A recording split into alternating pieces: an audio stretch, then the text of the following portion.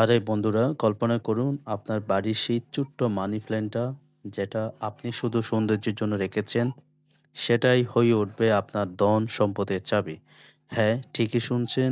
এই গাছটা গোপনে কিছু তান্ত্রিক টোটকা নিয়ে সক্রিয় করলে টাকা আসবে এমন জোরের মতো যে আপনার জীবন পাল্টে যাবে। ঠিক এই রহস্যটা গোপন রাখতে হবে, কারণ তান্ত্রিক বিদ্যায় বলা হয় জ্ঞান যতই গোপন তত শক্তিশালী। আজকের এই ভিডিওতে আমি আপনাদের সেই গোপন তান্ত্রিক টোটকা বলবো, যেটা করেই অনেকেই কোটিপতি হয়েছেন। কিন্তু শুরু করার আগেই একটা প্রশ্ন, আপনি কি প্রস্তুত এই রহস্যের গভীরে ডুবে যেতে? যদি হ্যাঁ, তাহলে শেষ পর্যন্ত থাকুন, কারণ এই ভিডিওর শেষে আপনার হাতে থাকবে সেই ম্যাজিক্যাল ফর্মুলা যা আপনার অর্থের দরজা খুলে দিবে। চলুন শুরু করি এই যাত্রা। আসসালামু আলাইকুম। আপনাদের রায়তান্ত্রিক বিদ্যা চ্যানেলে স্বাগতম। এই চ্যানেলে আমরা তান্ত্রিক বিদ্যা, শাস্ত্র, বস্ত্র, মন্ত্র, টোটকা নিয়ে আলোচনা করি, যা আপনার জীবনকে সমৃদ্ধ করে। যদি আপনি নতুন দর্শক হন, তাহলে আজই সাবস্ক্রাইব করুন এবং বেল আইকন প্রেস করুন, কারণ এখানে প্রতিদিন নতুন রহস্যময় টোটকা পাবেন যা আপনার জীবন বদলে দিতে পারে। আজকের ভিডিওতে আমরা মানি প্ল্যান্টের তান্ত্রিক শক্তি নিয়ে কথা বলবো। চলুন বিস্তারিত জেনে নিই। প্রথমেই জেনে নিই মানি প্ল্যান্ট কেন এত শক্তিশালী তান্ত্রিক দৃষ্টিতে।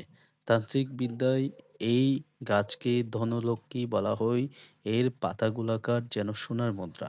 এটা করে রাখলেই ইতিবাচক প্রাণ শক্তি বাড়ে, নেগেটিভ এনার্জি দূর হয়। কিন্তু শুধু রাখলেই হবে না, তান্ত্রিক নিয়ম মেনে সক্রিয় করতে হবে।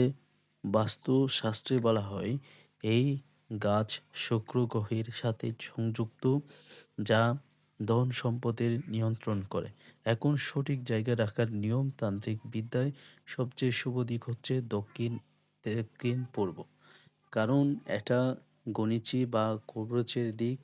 এখানে রাখলে লক্ষ্মী মাতার আশীর্বাদ আসে। যদি না পারেন, তাহলে উত্তর দিকে রাখুন। এটা ধরনের প্রবাহ বাড়ায়। কখনো বাথরুম বা রান্নার ঘরে সিন্দুকের কাছে রাখবেন না, কারণ তান্ত্রিক শক্তি নষ্ট হয়। পাতা যেন সবসময় উপরের দিকে উঠে, মাটি শুয়ে না থাকে। এতে এনার্জি ফ্লো বাড়ে। বন্ধুরা, এই ছোট্ট ছোট্ট নিয়ম মেনে অনেকেই ফল পেয়েছেন। যদি আপনি এখনও আমাদের রায় তান্ত্রিক বিদ্যা চ্যানেলটি সাবস্ক্রাইব করে না থাকেন, তাহলে আজই করুন, কারণ এখানে এমন তান্ত্রিক রহস্য পাবেন যা অন্য কোথাও নেই। লাইক করুন, শেয়ার করুন এবং কমেন্টে লিখুন আপনার অভিজ্ঞতা। চলুন এগোই গোপন টোটকায়। এখন আসল রহস্য। গোপনে এই তিনটা জিনিস রাখুন বা বেঁধে দিন মানি প্ল্যান্টে। তান্ত্রিক বিদ্যায় এগুলোকে শক্তির আকর্ষণ বলা হয়। প্রথম জিনিস, কুড়ি। একটি পরিষ্কার ছোট্ট করে নিন। তান্ত্রিক মতে কুড়ি লক্ষ্মী মাতার প্রতীক।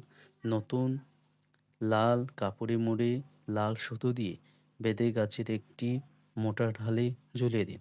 এটা গোপন রাখুন, কাউকে দেখাবেন না। তান্ত্রিক ঘষতে বলা হয় এটা করলে ২১ দিনের মধ্যে নতুন অর্থ সোজ খুলে যায়। আমি তান্ত্রিক নিজেই এটা করে দেখেছি, অবাক করা ফলাফল।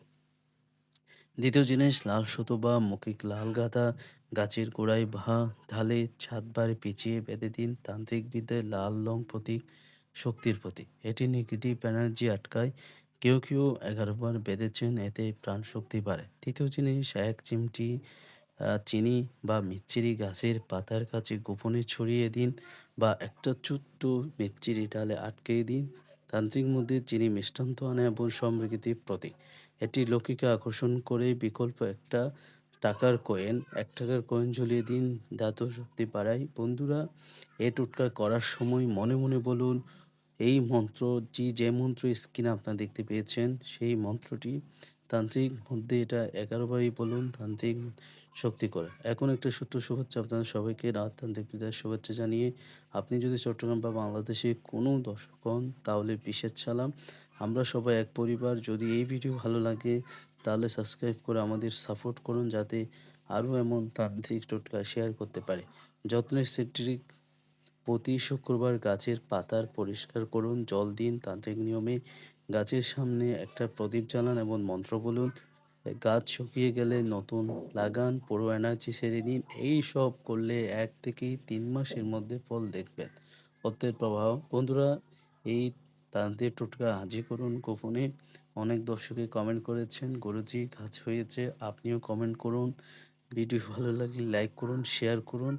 আর যদি কখনো সাবস্ক্রাইব করে না থাকেন তাহলে আজই করুন তান্ত্রিক বিদ্যা চ্যানেল। কারণ এখানে তান্ত্রিক বিদ্যার সত্যিকারের রহস্য পাবেন যা আপনার জীবনকে আলোকিত করবে। পরের ভিডিওতে দেখা হবে আরো একটা ম্যাজিক্যাল টোটকা নিয়ে। সবাই ভালো থাকুন, সুস্থ থাকুন।